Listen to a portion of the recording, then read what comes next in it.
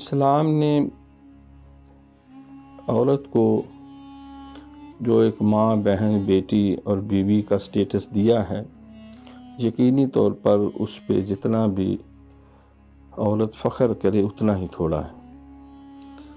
ماں کی حیثیت سے اس کے قدموں کے نیچے جنت کا پیغام دیا گیا۔ بیٹی کی حیثیت سے فرمایا کہ جس کی ایک بیٹی ہے، ایک حدیث میں 2 ہے، 3 ہے، وہ ان کی صحیح تعلیم و تربیت کرتا ہے تو اس باپ کے لیے جنت کی بشارت ہے۔ اور بیوی کی حیثیت سے فرمایا تم میں سب سے بہتر وہ ہے جو اپنی بیوی کے حق میں سب سے بہتر ہے۔